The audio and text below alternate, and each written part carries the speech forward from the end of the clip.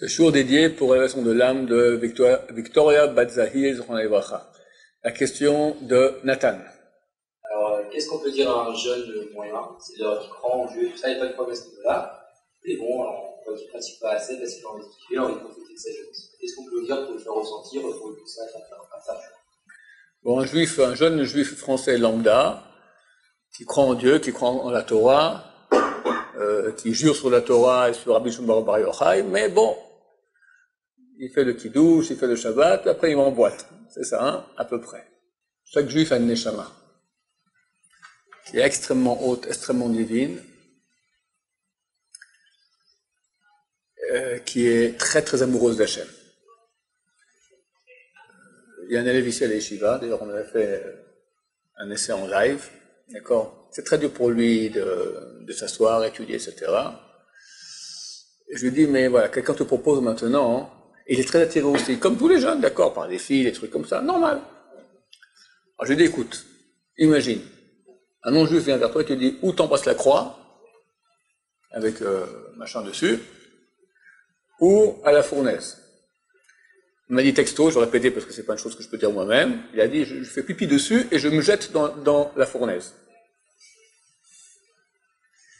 Mais, quand c'est une jeune fille qui lui fait des avances, c'est beaucoup plus dur. Qu'est-ce qui se passe? Il préfère la fournaise, et là, devant la fille, il résiste pas. La fournaise, c'est bien pire. Il n'y a ni fille, ni rien terminé, on brûle et... Voilà, papa et maman seront très tristes. Quand on lui propose un choix pareil, j'expliquais un peu mieux. On est fait de plusieurs parties. La partie la plus haute, c'est la neshama. La plus basse, c'est le nefesh. Le nefesh, il est animal. Un chien, quand tu vois une chienne qui est en rut, tu peux l'appeler, viens, il n'entend rien, il avance, d'accord, il lui court derrière. Ça, c'est l'animal qui est en nous. Il y a certains moments où on peut neutraliser l'effet du nefesh, et la neshama va s'exprimer. C'est une situation maintenant de vie ou de mort. Ou la croix, ou la mort. Là, c'est plus une question c'est plus le corps qui réagit. C'est les parties plus profondes de moi-même. Donc, il lui fait, comme il a dit, Shema Israël, et il se jette au feu. C'est un neshama. La neshama, elle sait très bien où est la vérité, et il est sensible à sa neshama. Les bons juifs dont tu parles sont sensibles à leur neshama. Mais, dans le train-train quotidien, c'est plus un neshama. La neshama est là-bas, qui fait que Baruch Hashem, il mangera pas de porc, il va jamais transgresser le Yom Kippour, il y a des choses qu'il fera jamais. C'est la neshama qui le retient encore de ça, Baruch Hashem. Mais vu qu'il vit loin de sa neshama, et il est attiré par toutes les pulsions du nefesh animal, grossière, matérielle, vile, bête, vaine, et donc nous tous nous souffrons. Parce que le matin, faut se lever, t'es paresseux, on t'énerve, tu t'énerves, les filles, il y a des pulsions, animal à 100%. Donc quand on lui parle de Dieu, oui, c'est vrai, mais le oui vient d'un neshama, le mais vient du nefesh. C'est vrai, mais c'est dur pour moi. Un temps, la méthode, dans tous les livres anciens de Moussard, elle était... La méthode employée ici un peu à l'armée israélienne. Il y a un dicton à l'armée qui s'appelle « Ceux qui ne rentrent pas par la tête, rentrent par les pieds ». Quand j'étais à l'armée, j'étais tankiste, et on doit nettoyer le tank. On passe sa vie à asticoter, nettoyer, régler le tank. Attends, il y a des vérifications.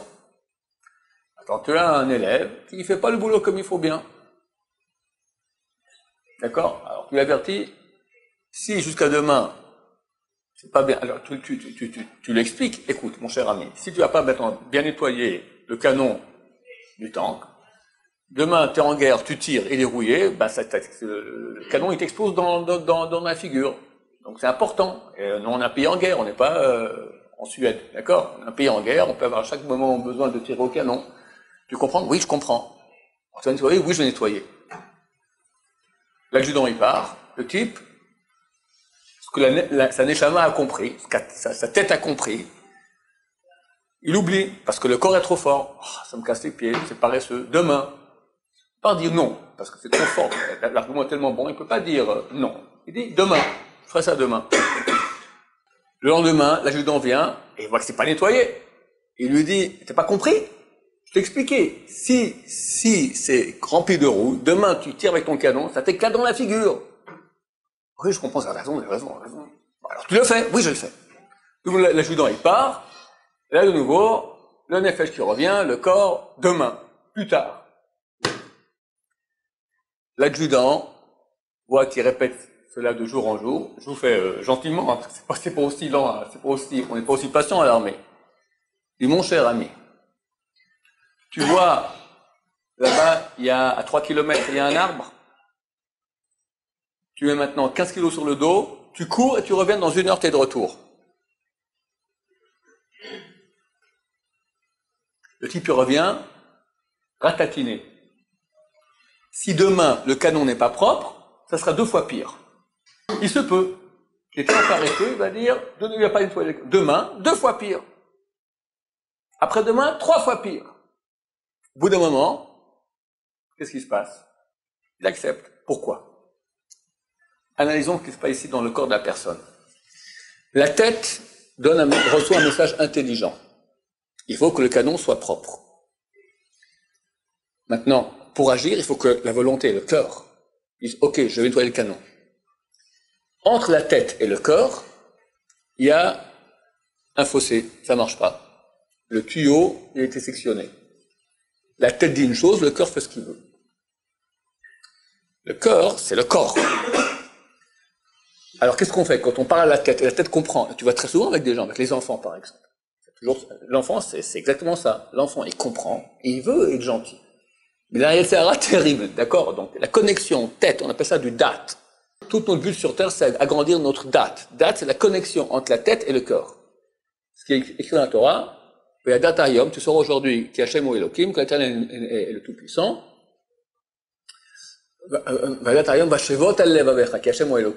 Tu sauras aujourd'hui, et tu ramèneras cette idée à ton cœur, que Hashem, il est le Tout-Puissant sur la terre et dans le ciel. Ça veut dire qu'il y a 2 étapes. Il y a data, tu sauras. Après, tu amèneras ça à ton cœur. Il faut tout le travail dans la vie. Tout le monde sait qu'il ne faut pas parler à Shonara. Tout le monde sait qu'il faut se lever pour la prière à temps. Tout le monde sait qu'il ne faut pas regarder dans la rue. Tout le monde sait qu'il faut être honnête. Tout le monde sait qu'il faut jamais s'énerver. Tout le monde sait tout ça. Le passage entre la connaissance et le vécu, c'est la différence entre le tzaddik et le rachat. Dans quelle mesure on va prendre la connaissance, on va la vivre au niveau du cœur et du corps. Notre soldat, chez lui, c'est sectionné, comme les enfants. Alors, ce qui rentre pas par la tête, rentre par les pieds. La tête n'arrive pas à convaincre le corps. Qui peut convaincre le corps? Le corps lui-même. Le corps, son système de fonctionnement, il est extrêmement simple. Comme les animaux, comme je dis. Les animaux, ils ont une échelle de valeur d'une simplicité terrible. Recherche de jouissance, fuite de souffrance. Vous connaissez l'exemple de l'âne de Buridan?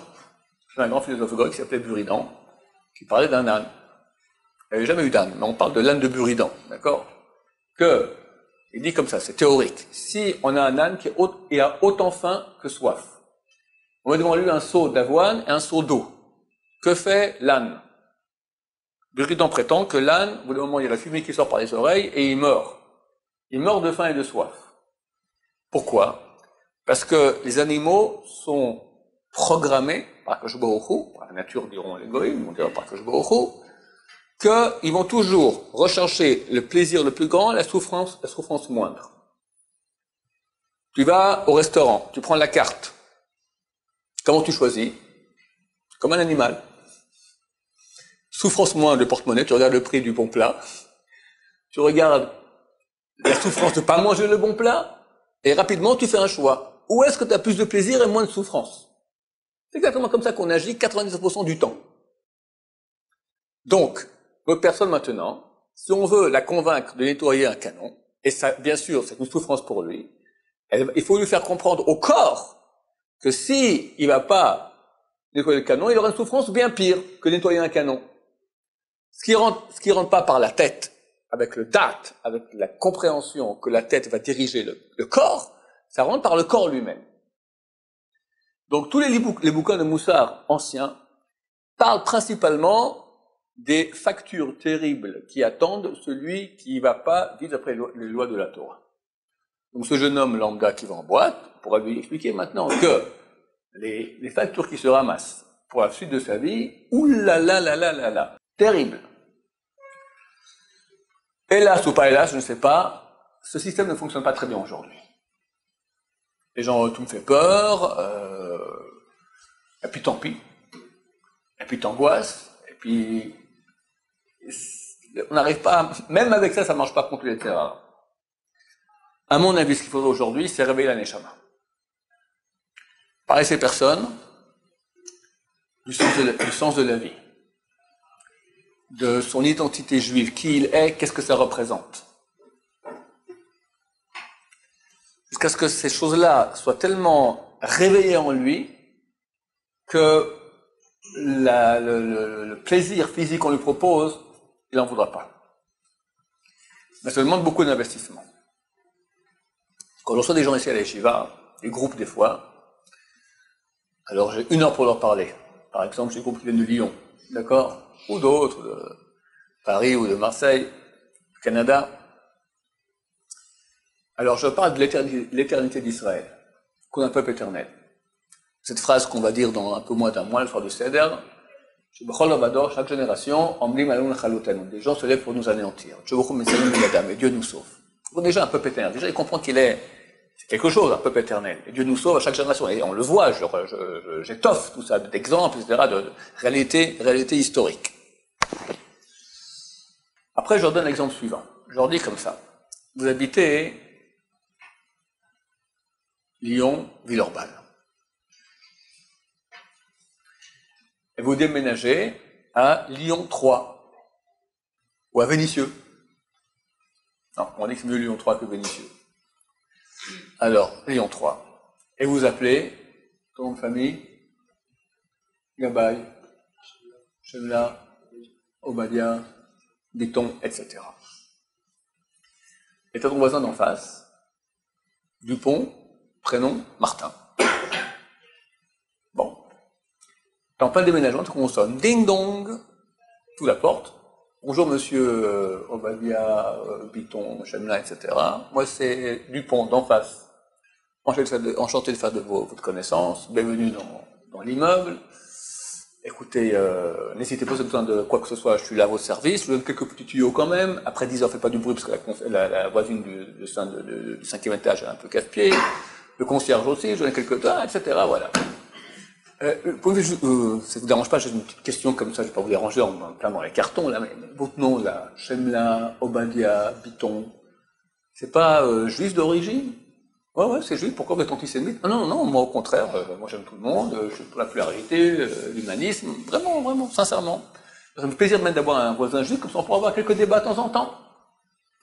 Excusez-moi, je vais pas vous déranger en plein dans vos cartons, mais il y a une question, je peux pas, ça fait 20 ans que ça me turlupine et vraiment, je peux pas me retenir. On parle beaucoup de vous, les peuples juifs, Israël, les conflits, etc., mais j'avais très bien compris, c'est quoi un juif? Qu'est-ce qu'un juif? Et ça, messieurs, c'est une question qu'il faut poser aux jeunes, il faut leur en parler, qu'ils comprennent qu'est-ce que c'est. Quand ils comprendront vraiment ce que c'est, il y a une autre dimension. On oublie qui on est. Allez-y. Qu'est-ce qu'un juif? Attends, évidemment, Martin Dupont, on va pas lui dire, on va pas parler de mystiques juifs. Ceux dont les pieds étaient au Mont Sinaï, ou une âme qui provient de sous le siège de gloire d'Hachem. C'est des trucs qu'il ne comprend pas. Monsieur Martin Dupont, il faut une réponse rationnelle. Une définition qu'on pourrait mettre dans le dictionnaire.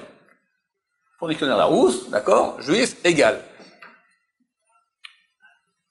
Alors je vous ai parce que je vois que vous êtes très gêné de parler. Est-ce une religion? Un juif, quelqu'un qui pratique la religion juive. Vrai ou faux? Pourquoi faux? Parce que le juif, malheureusement, on voit beaucoup de juifs.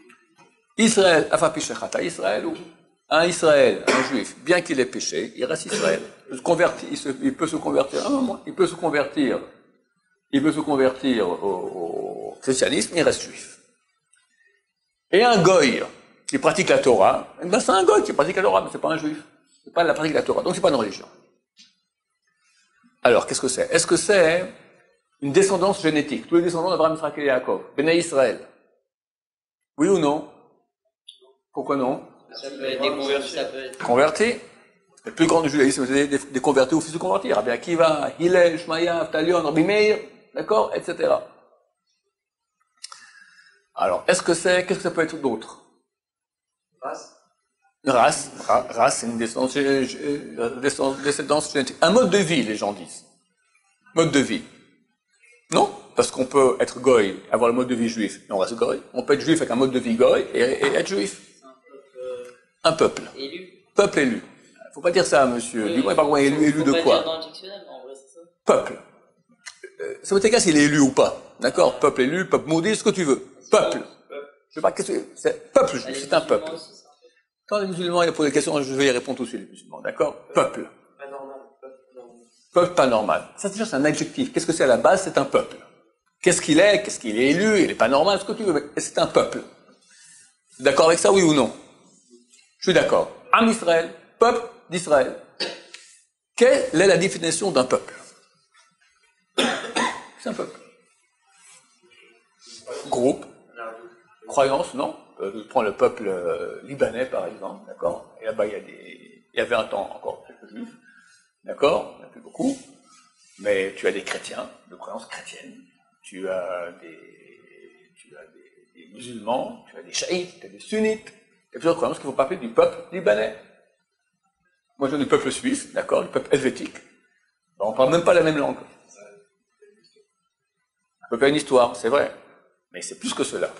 La Yeshiva aussi a une histoire. Toi aussi, tu as une histoire. Le poisson le poisson rouge aussi, il a une histoire.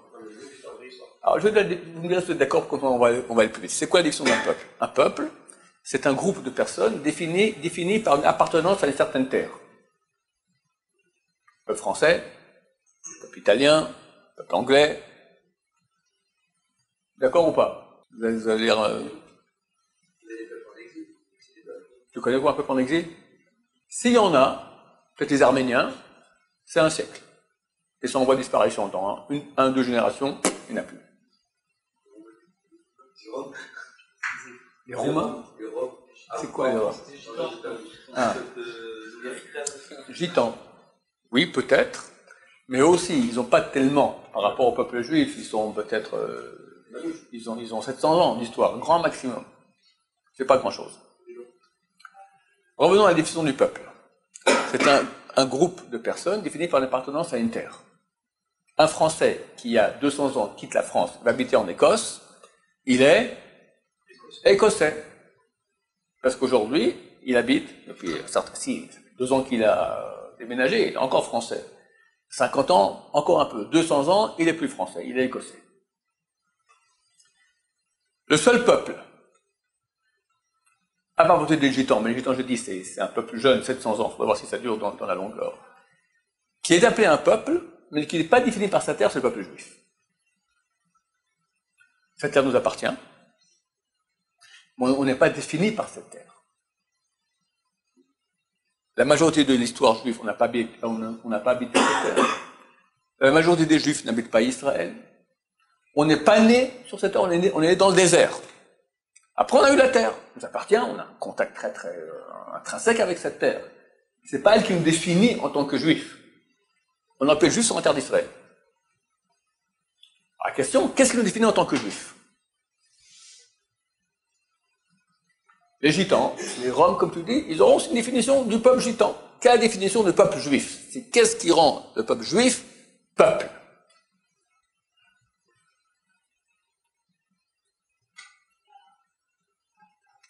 Les musulmans, alors c'est un peuple? C'est pas un peuple. T'as entendu parler du peuple musulman? Il y a la religion musulmane.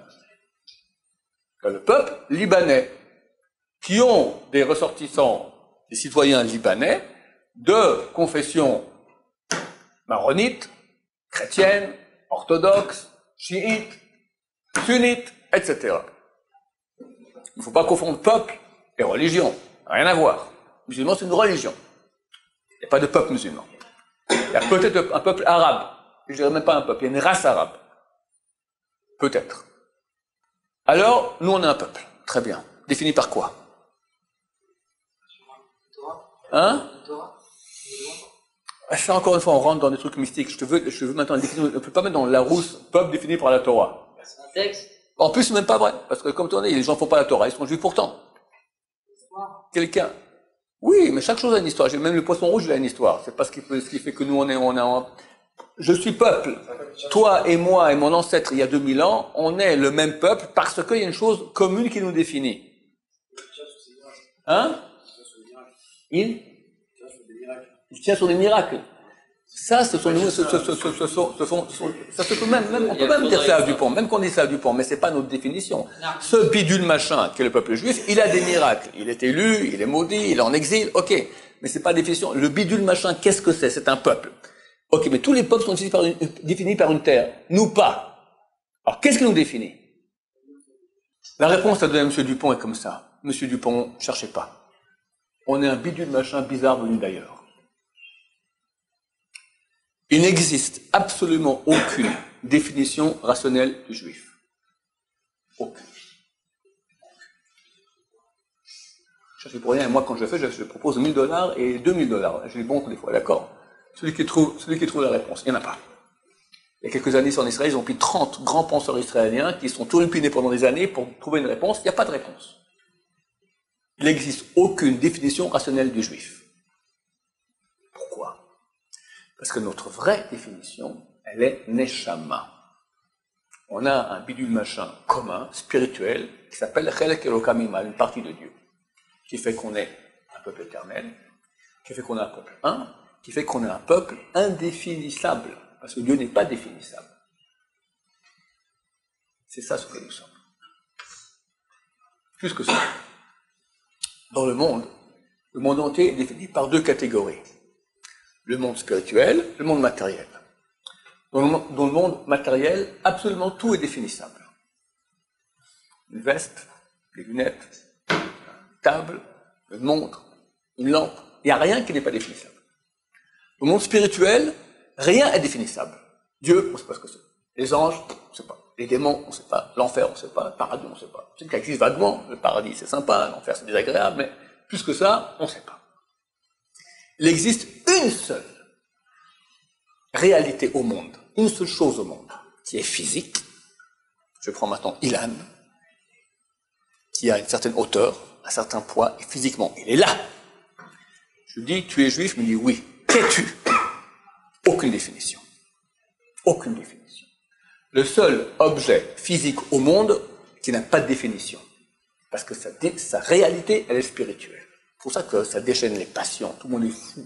Ils n'en comprennent pas. C'est quoi l'antisémitisme? On est un bidule machin bizarre venu d'ailleurs. Ça colle pas. Ça rentre pas. Mais c'est la réalité. Donc quand tu vas expliquer ça à quelqu'un, qui tu es? Tu es une partie de Dieu maintenant, mais tu n'as rien à voir avec. Il faut réveiller chez eux maintenant cette réalité. Comprends qui tu es. Comprends qu'est-ce que tu es. Tu as une histoire, tu es éternel, tu es protégé par Hachem, tu as un message pour toute l'humanité.